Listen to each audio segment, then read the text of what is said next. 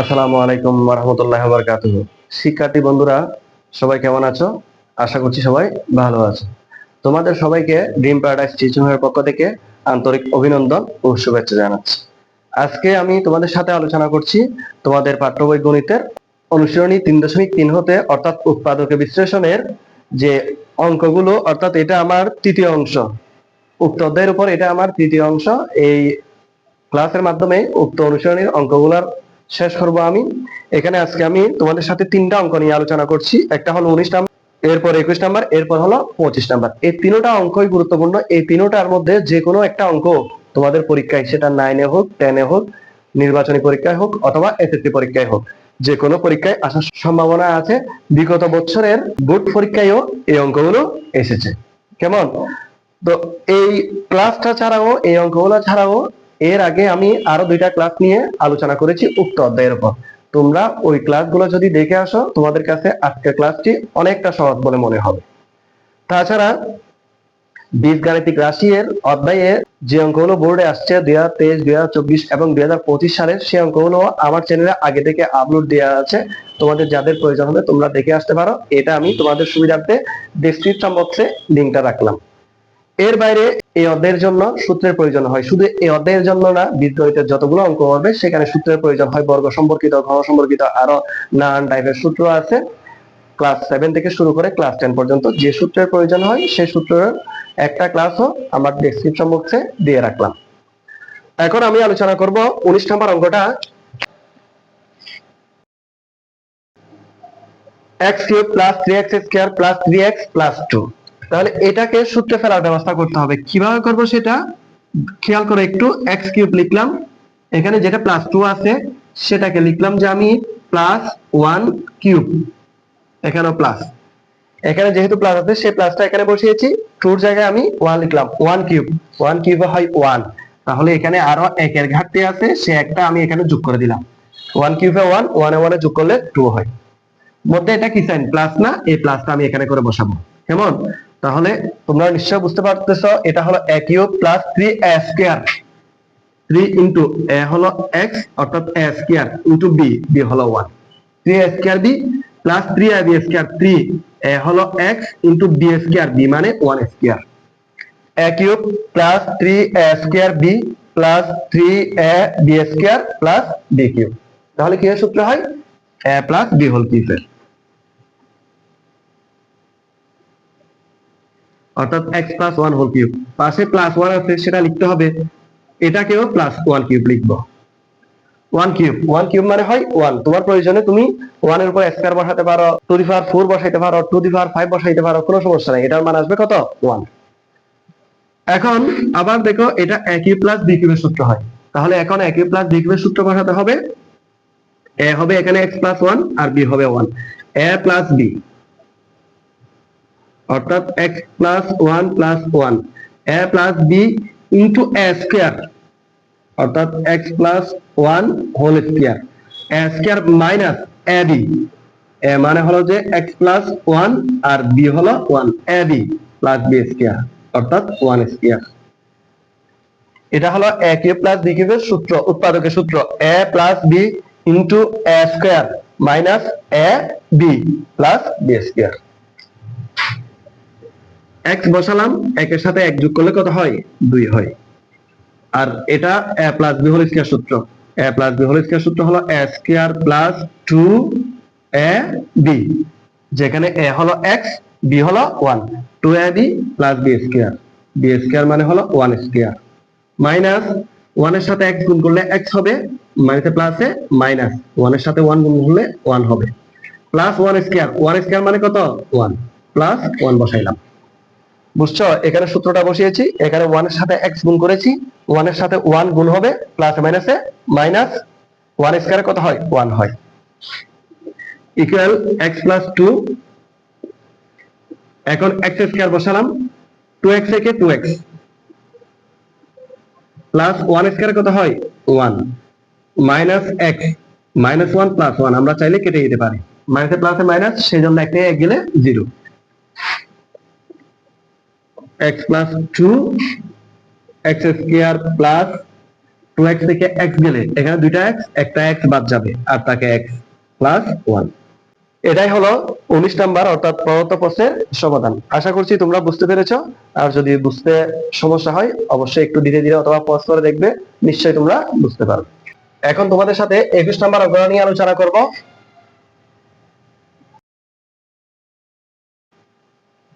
a cube minus 9b cube plus a plus b whole cube. কেমন? এখন দেখো এটাও আরেকটা গুরুত্বপূর্ণ অঙ্ক। a কিউব মাইনাস 9b কিউবের জায়গায় আমি শুধু b কিউব লিখলাম।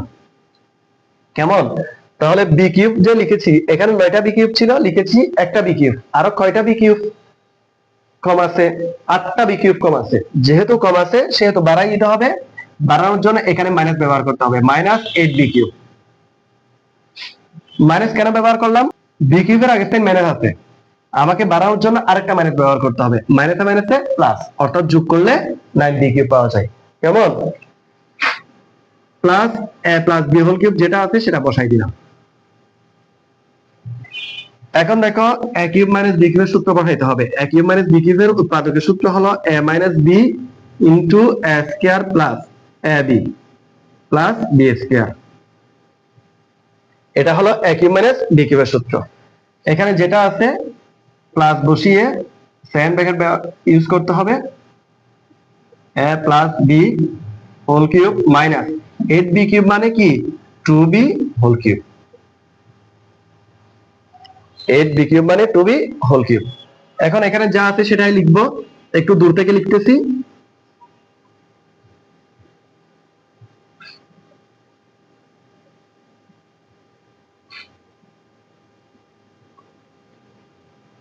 প্লাস এটাও আবার কিন্তু a কিউব মাইনাস b কিউবের সূত্র হয়। a হলো a প্লাস b আর b হলো 2b। a cube minus b কিউবের সূত্র হবে, a কিউব মাইনাস b কিউবের সূত্র হলো a মাইনাস b। এটা এখানে a প্লাস b লিখার কারণ হলো এখানে a মানে a প্লাস b, তাহলে এটা a minus b, a minus b বসাতে হবে। a minus b into a square, into a square, a মানে হলো a plus b, a square plus ab, ab, a হলো a প্লাস b, b হলো 2b, ab plus b square, b square মানে হলো 2b whole square. আমি আবার বলছি, a plus b whole cube minus 2b whole cube, অর্থাৎ এটা a cube minus b কিউবের সূত্র। a minus b into a square plus ab plus b square. এখন আগে যা আছে তাই লিখে রাখবো।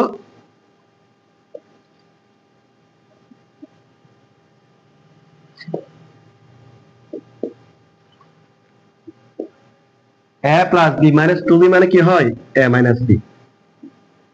তারপর এই লাইনটা তো এই লাইনেরই অংশ, পাশে লিখতেছি আমি a plus b whole square মানে হলো a square plus 2ab plus b square. এরপরে 2b দিয়ে a কে গুণ করতে হবে, আবার 2b দিয়ে b কে গুণ করতে হবে। 2b দিয়ে a কে গুণ করলে পাওয়া যায় 2ab, 2b দিয়ে b কে গুণ করলে পাওয়া যায় 2b স্কয়ার। প্লাসে প্লাসে প্লাস বসালাম, 2b হোল স্কয়ার মানে 4b স্কয়ার।